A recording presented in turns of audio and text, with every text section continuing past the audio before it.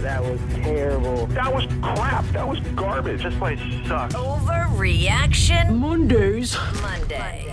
All right, Overreaction Monday, Mannix. Let's do it. Every team's played about 6 games. We're about 2 weeks into the NBA regular season. First up, the LA Lakers are the best team in the NBA. I'm going to say not the best team in the NBA, but a lot better than I believe they could be. And that's based largely on what they're getting out of Dwight Howard at this point. I think you have to look at the Lakers' schedule and take their success with a bit of a grain of salt. They had Charlotte on the schedule. They had Memphis on the schedule. But there are things you can see as being sustainable. Like LeBron is on basically like this clapback tour. Like everyone that has been criticizing him for losing a step and looking at him as not the top player in the league, he has been a monster for this team. I think Anthony Davis is still the old Anthony Davis. Can Dwight Howard keep this up?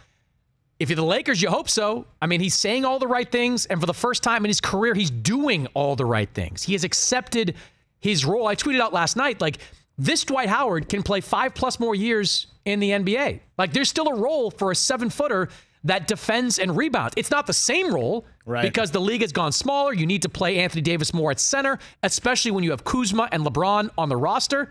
But Dwight can give you 20 minutes, give you like 10 and 6 or 10 and 10 maybe coming off the bench. He can still do a lot. So I think the Lakers' success, it's a promising start. It remains tied to Dwight doing this and the guards. Rondo still trying to get back into the mix. Danny Green, is he going to be as reliable all season long? Some variables there, but a really good start for the Lakers. Did LeBron, has he taken back the best player in the league title after the first couple weeks? I think you need to see the two-way player continue. Is he still the most unstoppable offensive force in the league? Giannis takes up, there's so much gravity around Giannis. Like, he's turned Chris Middleton into a legitimate number 2 option on a championship level team. Like, Chris Middleton's a very good player, but I don't think on any team but the one Giannis is on, Chris Middleton would be looked at as a guy who could be your number 2. He's an all-star, but he's not a superstar in this league. So I still look at Giannis with a head of steam and what he does. I think Giannis is, but LeBron, I mean, Giannis is like 24. Right. Like LeBron at this point, in his mid-30s, that he's still doing this is amazing to watch. We saw him show down with LeBron the other night. Luka Doncic is going to win multiple MVPs in his career. Ooh. I think he can win 1. I'm going to say not 2. I think it's 1 MVP. One of the fun storylines in the NBA this season and moving forward is Luka versus Trae Young. Like 2 guys that were inextricably linked because they were traded for each other on draft night. But Luka, his upside, I think, is higher than Trae Young because he's just physically bigger, and I think eventually he'll be able to do more things like rebound, maybe defend at a higher level just because he has the physical tools that Trae Young does not. But Luka is a monster. And if you're a Knicks fan, what are you thinking watching Porzingis right now? I know. He looks good. Let me just say this to every Knicks fan that will immediately tweet at me and say he was never going to come back to New York on a deal. There is no player in NBA history that has turned down a max-level contract if offered it after their rookie, or when they're offered it before their rookie deal expires. No player. Because there's no way to get that money back. It's not like if you're a veteran and you go into free agency, you can get that money back with a different team on a shorter deal. In the NBA, the Knicks control your rights for that last year, and it's at a rookie scale slot. So you will be literally leaving like $10 million on the table if you're Porzingis in that situation. I don't believe, and never have, that he wouldn't have come back to New York if offered that contract. Sign with Dallas right away. Sure did.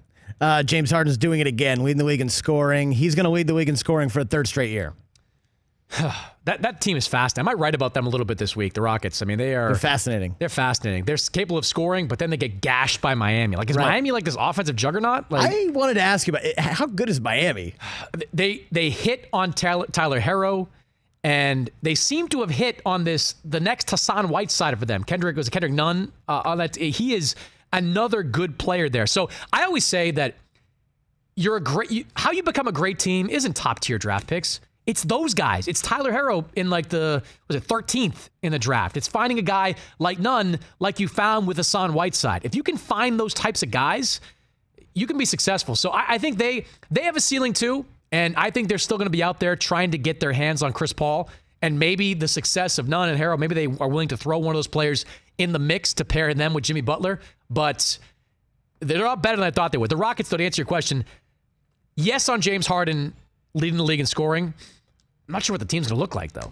Yeah, can they contend in the West? I don't know. I mean, I don't think they can defend. Like, I said at the start of the season, like, I love the narrative that Harden and Russell Westbrook are like these great friends. Right. And they'll find a way to make it work because they're great friends. They were arguing in the first game. I don't even care about that. It's just naturally you have two guys with usage rates that have been enormously high, and you're putting them together, and one of those guys is a non-shooter. That's a problem. Right. Like, you have to have, if you're going to be a pairing like that, both of you have got to be shooters, and that's not the case. That's why I think it's going to be enormously challenging for the Rockets to get it together to be a high-level playoff team. All right, a couple more here. We'll see a new player win MVP this year. Someone who's never won before. Nope. Giannis No wins. hesitation. I think, look, it's early, I think, but Giannis is going to get all his stuff together and win. Like, the guy's improving. Like, there's a chance, maybe it's a small one, that Giannis wins MVP and Defensive Player of the Year this year. Ooh. He is that good on both ends of the floor. Now he has another season with Mike Budenholzer. I think the question they have in Milwaukee is how do they replace Malcolm Brogdon? They're floating some guys in and out there. Wesley Matthews. You got Pat Connaughton, who was there last year. Kyle Korver was added in the offseason. That's a hole for them right now, but Giannis is just unbelievable. Yeah, that's kind of my next one here. The Bucks are still a player away from being a title team. Nope. I think they're a title team right now. I think eventually they'll figure out the Brogdon situation. Somebody, I think, will step up. Maybe it's somebody they get at the buyout deadline. I mean, there could be a few candidates on the market as teams start to realize their seasons aren't going anywhere. But I think they're a title team without it. I think the parity in this league is real. It is. I mean, I think the Clippers are eventually going to separate once Paul George comes back. But that Bucks team now has, 2 rounds of playoff experience in their back pocket, or 3 rounds. They've got a good roster, a high-level coach. I mean, that's a championship team right now. Last one, the Warriors should just tank this season. How bad, before I answer that question, like, their executives at ESPN and TNT, they still have 29 more national televised games. But games. and Zion being out, early on. Like, how many Pelicans games have been scheduled for ESPN and NBA and TNT? Like, all of a sudden, instead of Zion versus Ja Morant, you've got, Lonzo Ball and Ingram. Like, they're still a good team in New Orleans. I like what they have. Still fun. They're fun. Lonzo, I think, is playing well. And Brandon Ingram, I think, is going to be a stud. But, they didn't sign on for that. Like, the national broadcast. Right. They didn't sign on for that. What was the question about the Warriors? The Warriors should tank this year. Nah, tanking never works anymore. Like, teams tanked last year, and you saw in the way the lottery order played itself out, the tanking teams didn't get those top spots. They didn't. So I think, I don't think you want to go all out to try to get wins, nor do I think you want to be the team with the best record outside the playoff field. But if you're like 7, 8, 9 in that mix, you got a reasonably good chance of hitting on the lottery. I don't think it's worth mailing it in, but I saw their lineup one of those nights with Draymond out. They looked like the Santa Cruz Warriors there. I've never heard of any of these guys. It was wild seeing that. A team that a year ago was like Curry, Thompson, Durant. Oh, God. But they're not going to make the playoffs, are they? No. I think in the West, it's going to take 48-ish wins to get in there, and that team can't put it together. Curry's out 3 months. They might just say to Steph, you and Clay go play in golf tournaments or something. Like, just go do something else. I mean, it's tough paying those guys $80 million to not play this year. It's tough, but they opened the new Chase Center. It's nice. You got the new building there. You got Uber right next door. You're just printing money there. Printing money in Golden State. For more of The Rich Eisen Show, tune to Audience Channel 239 on DirecTV for free on BR Live or download the Rich Eisen Show app.